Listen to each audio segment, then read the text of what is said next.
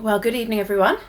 Nice to be here with you on video. I probably am in the Zoom as well, which is slightly strange. So I'm coming to you from the past, as well as being with you in the future. Strange.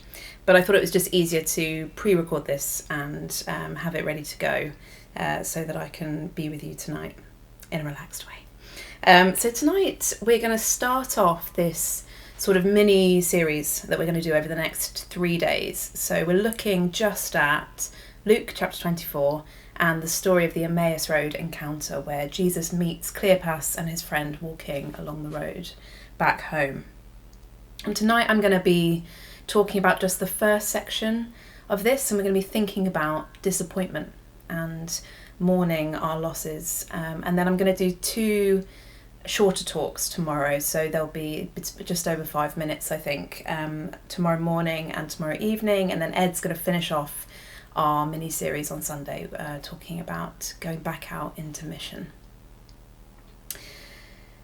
So tonight we're thinking about disappointment. We're thinking about mourning our losses. We're thinking about what we do when we feel let down by life, and perhaps something that's a bit more difficult to talk about or feels perhaps a bit more vulnerable. What do we do when we feel disappointed with God? I think we're probably quite good. We're quite practiced in our culture at putting on a brave face at life, at looking on the bright side, on being positive and optimistic. And that's a good thing. It's good to be positive, isn't it? It's good to look for the good in the situations that we're living through. But it's also sometimes really important to allow ourselves to feel what we're feeling and to be honest with one another about how we're doing. Because this has been a really hard season, hasn't it? There may have been positives for lockdown for you. There may have been some upsides, maybe spending time with family, maybe having more time to do the things that you enjoy. But for many of us, it's also been extremely challenging. There have been profound challenges that we've never had to face before. And many of us have experienced losses, whether that's job losses or losses of other kinds, and even loss of loved ones as well. And some of us are grieving. And so it's so important that we can have a space as church to feel those losses and express those losses and share the disappointments that we feel and to be honest with each other. And I really hope that tonight we can create that space and have some time for prayer and fellowship together. So at the start of this story, at the beginning of Luke 24, we see Cleopas and his friend walking home to Emmaus. So these two have been following Jesus for up to 3 years. They left their homes, they left their family lives in Emmaus to follow him. And they've witnessed miracles, they've heard him teach, they've been part of the journey that Jesus has been on in these 3 years. And it was exciting. And they had high hopes for what was to come, for what Jesus was going to do, for how their lives were going to be different in the years to come. But then Jesus was killed. And in that moment, all that they'd been hoping for, all that they were expecting, all that they'd been waiting for, went up in smoke. And the passage says that they are downcast and sad. They had expectations of who Jesus was going to be, of how he was going to act and how he was going to come through for them. But he hasn't done that. And so now they are returning back home where it all started, back to square one. But while they're talking and walking on the road, they are joined by a stranger. And the passage says that this stranger is Jesus, and we know that because we're outside of the story and we get a sort of special glimpse into what's going on. But it says that they're kept from recognising him, so they don't know that this is Jesus. And Jesus can tell that something is up with these two, and so he asks them, "What are you talking about?" And the passage says that they stand still.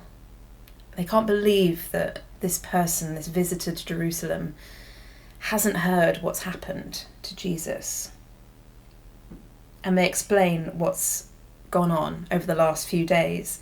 And then that powerful phrase in verse 21, we had hoped that Jesus was going to save Israel. We had hoped that he was going to act and do something. We had hoped. And I wonder how you might finish that phrase tonight. I had hoped, but. Whether it's the disappointments of life, whether it's the disappointments of this season, of things you dreamt for that never came to pass. Now, as many of you know, I've been struggling for the last year or so with my health. I have something called ME, or chronic fatigue syndrome it's sometimes called, and I've been struggling with it on and off for the last up to 10 years really. I was probably about 21 or 22 when I first got ill.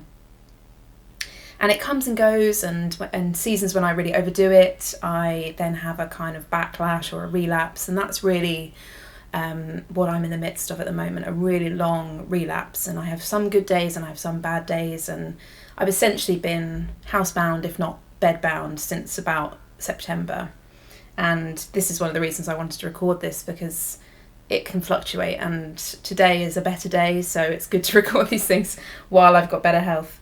And actually this season's been really nice for me to be able to participate in this way in church life, because I wouldn't have been able to do that without the lockdown. And I am recovering slowly, and I'm seeing glimmers of improvement in my health. But there are certainly times, many, many days, when I feel that deep sense of disappointment. Disappointment about where my life is at the moment. That phrase, I had hoped, but, I had hoped that I'd be able to be at that family occasion, or to be able to participate in this way in church life, or I had hoped that I'd be able to take on that job or move forwards in my career, or I'd hoped that that relationship wouldn't have sort of fizzled out because of my illness, or I had hoped that God would have healed me by now. And it's hard, isn't it? And particularly listening to Ed's sermon last week, the story of the Roman official whose son was miraculously healed by Jesus. It's hard to hear these things when you live with the disappointment of not being healed or not seeing what you had hoped for happen. It's hard to reconcile those things, isn't it? And what I like about Cleopas in this story is that he comes right out and says what he's disappointed about. He's not sort of pretending, he doesn't shy away from talking directly to Jesus about it. He's honest about what's happened. I mean, he doesn't know that this is Jesus, so maybe that feeds into it, but still, he says straight up what's been going on, and is obviously disheartened and discouraged and disappointed. And I keep a prayer journal daily. That's been my practice for about the last 10 years or so, and sometimes I like to look back through my prayer journals to see how God has been at work in my life, or where he's led me, or how he's led me to where I am now. And something I've noticed actually as I look back is that I've not always been honest with God about my disappointments. In the hardest seasons of my life, what I was really going through is not really evident in my prayer life. It's almost like I've been putting on a positive front, even with God. I haven't been honest with God about how I'm really feeling about things.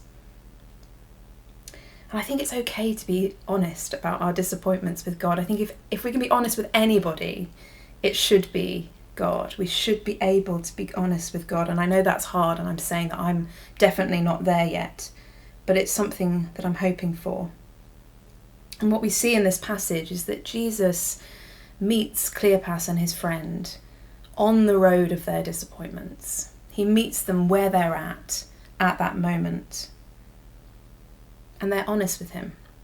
I think this story could have turned out quite differently if Cleopas had said, oh, it's okay. Yeah, we're fine actually. Or, it's good because we get to go home. It's nice. It's actually a really good thing that what's happened, because we get to go back and spend more time with our families. It could have been quite different if they'd been trying to put that positive spin on it. And I think it's important to be honest, because it actually invites Jesus to do something about their disappointment. Now, Jesus is quite stern with them in the passage. He says, how foolish you are and how slow of heart to believe. But then it says that he patiently and diligently spends the next 2.5 hours or so, or however long it would have taken them to walk the 7 miles back to Emmaus, explaining, beginning with Moses and all the prophets, he explained to them what was said in all the scriptures concerning himself. So he goes step by step through all of it. Now, I've studied theology for a long time, but what I would give to walk on the road with Jesus as he explains everything to me. What a moment. He's the master theologian. No one would be able to explain it better than Jesus. He talks them through everything. He reminds them of what they once knew and perhaps have forgotten in the midst of everything that's happened. He calls to mind the scriptures that are important. He speaks the truth. He helps them to remember what they once knew. And later on in the passage, they say, "Did our hearts not burn within us as we walked along the road?" I love that phrase, "Did our hearts not burn within us?" That sense of reigniting hope, reigniting the flame of passion, reigniting life. Now, we can't walk with Jesus face to face on the road as these two were able to. But when Jesus ascended to heaven, he sent the Holy Spirit to be with us. And the Holy Spirit is described in John 14:26 as a counsellor. And it says, "But the counsellor, the Holy Spirit, whom the Father will send in my name, he will teach you all things and bring to your remembrance all that I have said to you." Now, we use the word counsellor or counselling in a slightly different way today, don't we? We think of counselling as when you go and sit down and you pay someone to kind of sit and listen to you, essentially, and you talk through your problems, and they maybe point out a few things that they notice, or they help you to see clearly perhaps what's going on. And I think it's exactly in that way that the Holy Spirit is able to come alongside us as our counsellor. And it's in our moments of disappointment that we most need the Holy Spirit with us to counsel us, to remind us of truth, to call to your remembrance all that I've said to you, that passage says in John 14, to help us remember who God is in the midst of our disappointments and to help us see the truth. Now, there's just a final kind of loss that I think is evident in this passage and that feels particularly difficult to talk about and even harder perhaps to admit.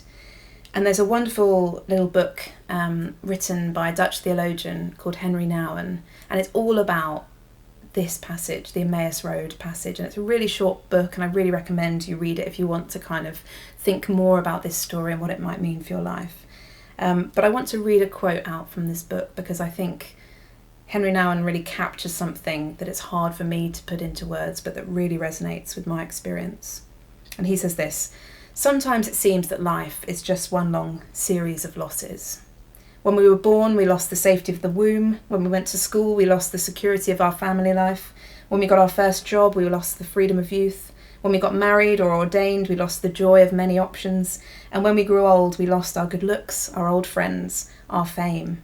When we became weak or ill, we lost our physical independence. And when we die, we will lose it all. But beyond all of these things, there is the loss of faith, the loss of the conviction that our life has meaning. We remember the time that Jesus was so real for us that we had no question about his presence in our lives. He was our most intimate friend, our counsellor and guide. He gave us comfort, courage and confidence. We could feel him, yes, taste and touch him. And now, we no longer think of him very much. We no longer desire to spend long hours in his presence. We no longer have that special feeling about him. We even wonder if he is more than just a figure out of a storybook. Many of our friends laugh at him, mock his name, or simply ignore him. Gradually, we have come to the realization that for us too, he has become a stranger. Somehow, we lost him. So perhaps you don't feel a sense of disappointment tonight, or you aren't mourning any particular losses. But perhaps for you, Jesus feels like a stranger tonight. Maybe you knew him once as a friend, but that sense of intimacy has been lost somewhere along the way. Or maybe you've never known Jesus and you hear people talking about him as if they know him. And you do all of the Christian stuff and you come to church, but you don't know if you would actually recognise him if you saw him walking along the street. Well, the good news for me, for you tonight, is that God comes to find us on the road of our losses and our disappointments. He comes to meet us in our dashed hopes and when we feel that we're lost. And over the rest of this story, over the coming days, we're going to see how Jesus moves from being a stranger to being a guest at Cleopas's house, and to finally to be the Lord at the table, the friend they once knew. It's a journey of intimacy, and it's one that Jesus makes for us. We simply have to invite him in. So why don't we take a moment just to pause before we move on. Lord, would you meet with us on the road of our disappointments?